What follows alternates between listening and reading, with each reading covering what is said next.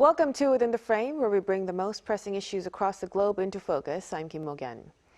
Trade tensions are back in the spotlight. President Trump is warning that tariffs on Korean goods could jump back to 25%, citing delays in Seoul's legislative progress on the U.S.-Korea Investment Act. Korea asked for more time, but Washington refused to hold off on the official notice.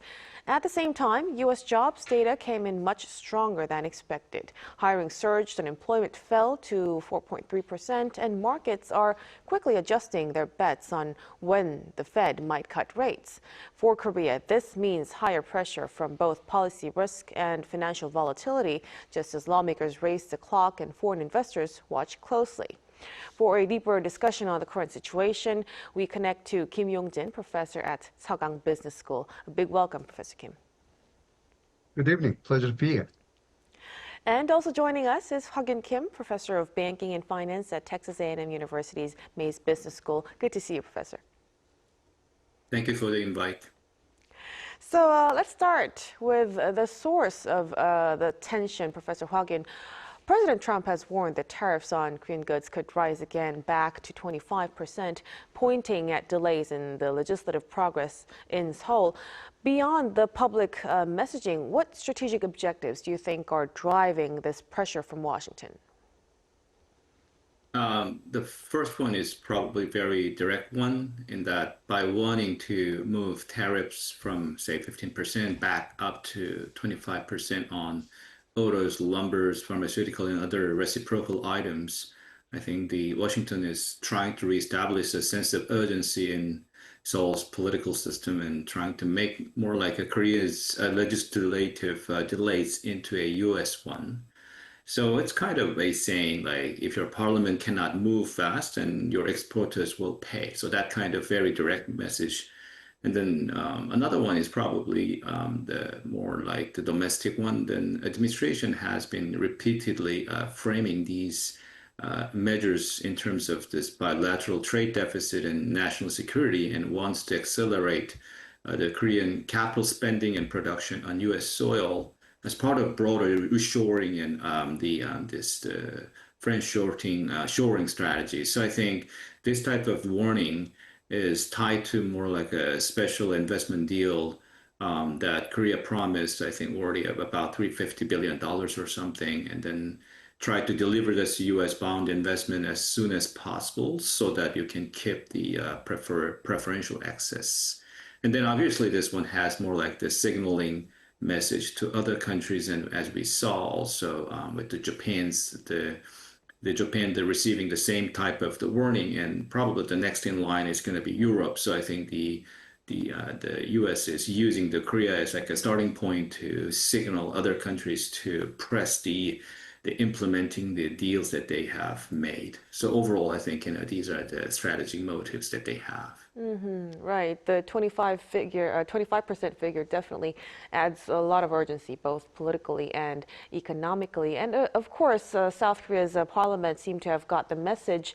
The National Assembly has launched a bipartisan committee to pass the U.S.-Korea Investment Act by the end of this month. Professor Yong-jin, do you think that timeline is actually realistic? And if it gets missed, what do you think Washington will respond to that? Well, as you mentioned, the South Korean National Assembly has established 16-member bipartisan special committee with a specific 30-day mandate to pass the special act on the management of strategic investment between South Korea and the United States, what is called U.S.-Korea Investment Act. While there is high-level political pressure to pass the bill by the end of February, the committee's formal activity period officially run until March 9. From a procedural standpoint, the timeline is very aggressive, but feasible, because the committee has been granted direct legislative authority to process related bills by consensus within its 1-month term. However, significant political hurdles remain, including partisan friction, although the committee has formed with bipartisan agreement on February 9th. Its first plenary meeting on February 12th, today, right, was halted shortly after opening. This was due to a clash between the ruling Democratic Party and the opposition People Power Party over unrelated judicial reform bills. Passing the bill of U.S.-Korea Investment Act, it requires consensus. This means that any renewed partisan deadlock could easily push the vote past the end of February target. When it comes to Washington's expected response, if the timeline is missed, Washington's patience appears very thin. U.S. President Donald Trump, has already linked legislative delays, directly to tariff increases. The U.S. government has reportedly begun preparations to publish this tariff increase in the Federal Register. When considering the situation, U.S. officials, have recently raised fundamental grievances regarding non-tariff barriers. The failure to meet the due date will incur, I think, serious damage to Korean economy or the economic relations between Korea and the U.S. Right, so the current bipartisan wrangling should really stop as soon as possible to resolve this problem. And as Professor Yongjin has just mentioned, the U.S. is preparing to register this to the Federal Register. Professor Hwa-kyun, could you tell us, for our viewers, explain for us, once this notice gets published, what does it actually mean economically and legally for South Korea? As you kind of alluded, once a formal notice is published in the Federal Register, then this tariff hikes becomes more like a legal process and then compliance item. So then agencies will lock in the new rate of 25% or something, and then importers must start planning around this 25% tax duty on covered Korean goods, unless or until that notice is revised or withdrawn, as we kind of have seen in other cases. So economically, that means exporters in autos and other areas face immediate margin pressure. So either they have to kind of absorb these kind of shocks, just lowering the profit margin, or they have to pass this cost on to U.S. consumers, so they're increasing the prices. So that's going to kind of work anyway adversely to the Korean the exporters, and also I think the U.S. consumers. Legally, however, I think the publication does not mean the story is completely over. So these tariffs actually are being justified under these authorities like the Section 232 or some other emergency reciprocal tools as we have seen. So the U.S. actually, the president can suspend implementation dates, carve out some of the exemptions, or issue a follow-up rule modifying the original notice if they want. So depending on the negotiations with the Seoul, how that actually makes progresses, it can actually be still quite a negotiable item. So Korea can initially lose its ability to quietly procrastinate the clock, but I think it still has some window of time and opportunity through like rapid passage of this Investment Act and credible movement on their non-tariff concerns and stuff like that. So I think it is a very critical one and it's a legal procedure, but I think it has rooms to negotiate still. Right. So the best way, as I hear it for now, is to swiftly pass the bill before it gets to the register, because it seems a little bit Yes, given that we anyway have to do it, right? And adding to this complexity, the deputy USTR is now in Seoul. There's speculation that Washington also is tying tariff hikes not just to investment delays, but also the so-called non-tariff barriers, as we touched upon a while ago, including digital platform rules. Professor Yongjin, what exactly is the U.S. targeting under that label? Yeah, so basically Washington's primary targets under the label of non-tariff barriers in the digital sector regulations is viewed as discriminatory toward American big tech firms. These include the Online Platform Act, Information and Communication Network Act Amendment, and high precision mapping data and network usage fees, and finally coupon issues. Firstly, the U.S. is strongly opposing the proposed law of Platform Competition Promotion Act, which is modeled after the EU's Digital Market Act. The U.S. argues that preemptive designation of market-dominant platforms unfairly target U.S. big tech companies like Google, Apple, and Meta, while benefiting Chinese companies. They believe that the act seeks to ban practice such as self-preferencing, bundling, and restricting merchants from rival platforms, which is the U.S. labels as anti-innovation. Secondly, Washington has expressed significant concerns over recent revisions aimed at tackling online disinformation or false or manipulated information, right? The law requires platforms to monitor and report false manipulated information. However, the U.S. views those requirements as excessive regulation that could lead to private censorship or infringe on freedom of expression and put an undue burden on American firms. Thirdly, the U.S. is pushing for Google to be allowed to export high-resolution Korean map data to overseas servers. This is a long-standing point of friction. Korean government has historically restricted this kind of data to local servers for national security reasons.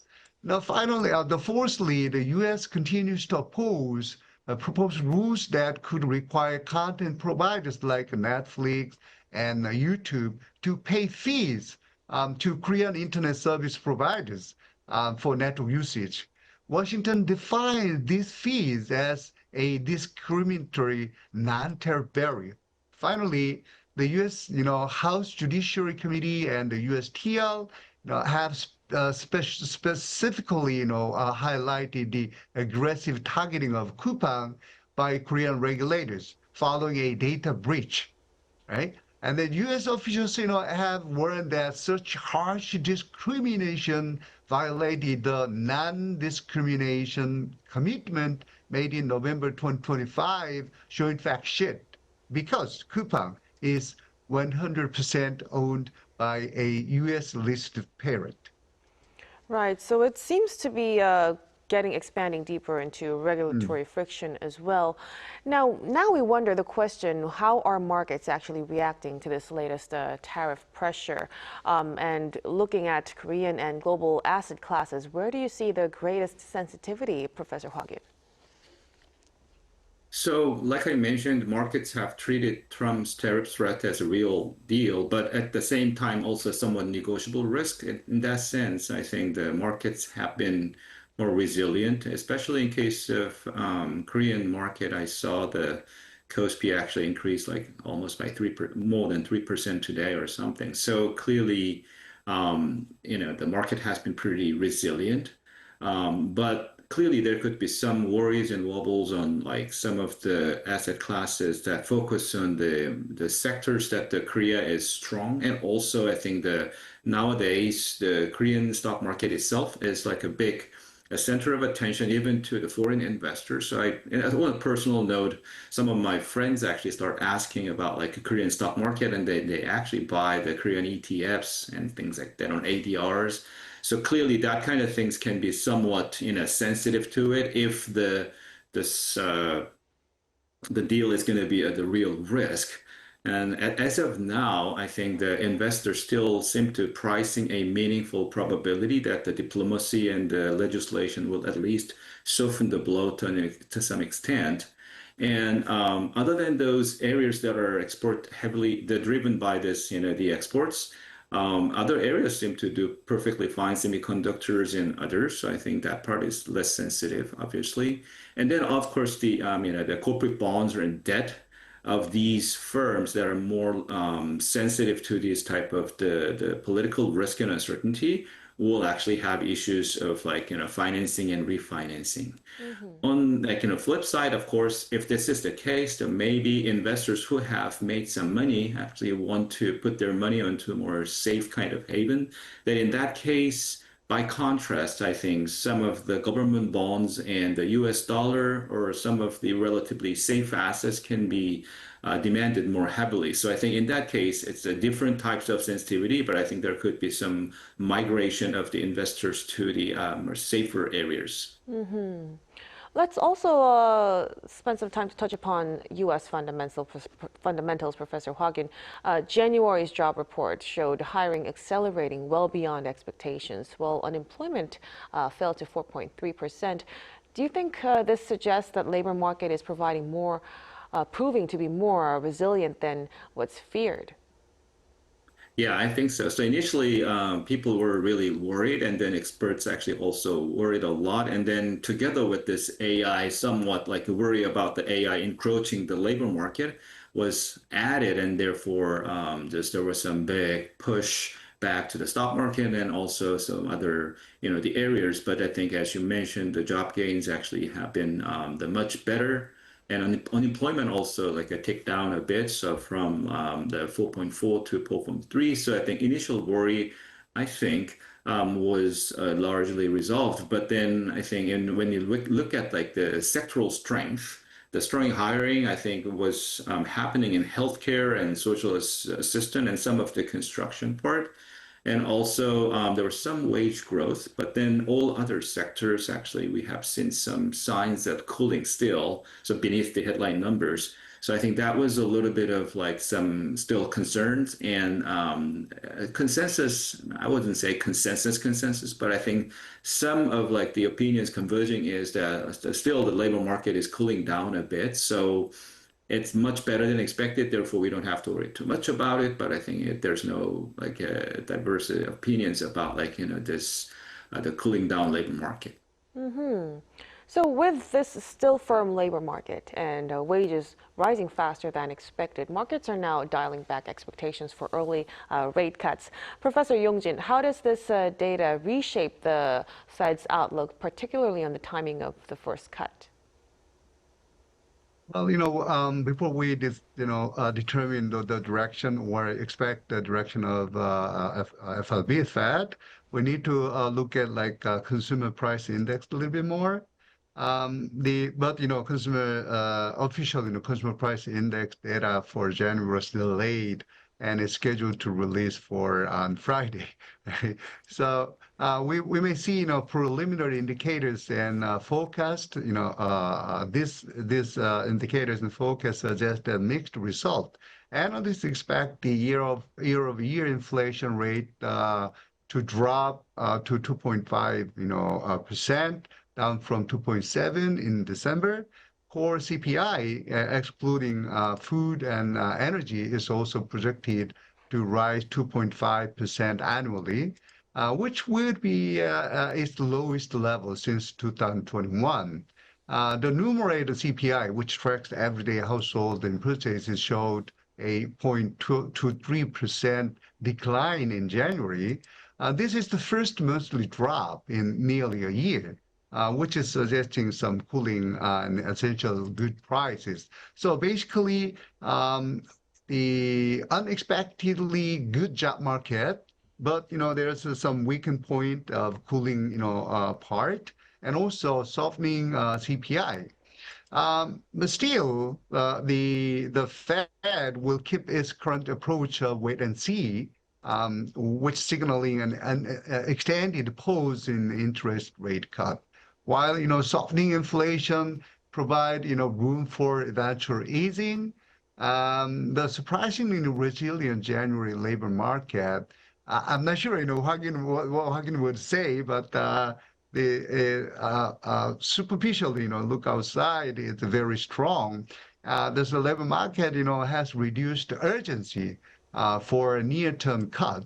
Shifting the likely timeline for the next reduction to mid-2026. Then, Professor, with all of that, going back to Seoul, Seoul is warning that the tariff pressure from the Trump administration, it could really persist through the year 2026. In your view, what kind of long-term trade posture should Korea adopt to stay resilient without overreacting to short-term shocks? Well, I was very impressed by the Indian government strategy when the U.S.-Indian trade deal was closed. So we need to really, really take Indian government examples. So my recommendations are from, what Indian government has been doing until they got expected result. In general, to remain resilient throughout 2026, South Korea must transition from a reactive stance, meaning, scrambling to pass bills in response to tweet of Mr. Trump. No, to a structural trade posture. This involves neutralizing the leverage Washington, hold over Seoul while building a more diversified economic foundation. The first one is the investment for exemption framework. Instead of treating the 50 billion investment pledge as one-time concession, Korea should frame it as a long-term strategic partnership. For that, it needs to leverage areas where the U.S. has, high dependency on Korea. For example, high-end semiconductors, electric vehicle batteries, and shipbuilding, to secure long-term tariff exemptions. Second one is de-risking through partnership.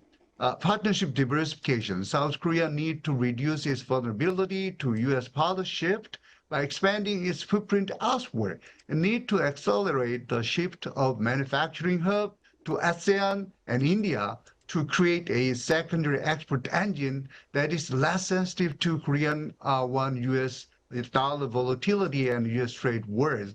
It also needs to join CPTPP, Comprehensive and Progressive Agreement for Trans-Pacific Partnership, to embed Korea in a rule-based trading bloc that provide a buffer against the unilateral protectionism. Third one is regulatory front-running on non-tariff barriers.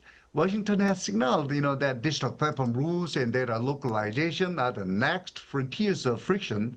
So rather than, waiting for U.S. subpoenas, Seoul should align its domestic platform regulations with international standards, such as OECD guidelines, to ensure they are perceived as a fair competition measures rather than anti-American barriers. The final one is to move from exporting product to exporting production, to stay resilient against persistent, 15 to 25% tariff draft. The made in Korea label for the U.S. export must increasingly become made by Korea in the U.S. Wow, a very strong message to conclude our discussion tonight, shifting from a reactive stance to preparing for a more structural trade posture. A very important message from you. Thank you so much for your insights tonight, Professor Yong-jin. Thanks for having me. And of course, Professor Hwa-kyun, we really appreciate your time. Always pleasure. And that'll be all from us on Within the Frame. Be sure to tune in again next time as we continue to explore the stories that matter. Until then, stay informed and engaged.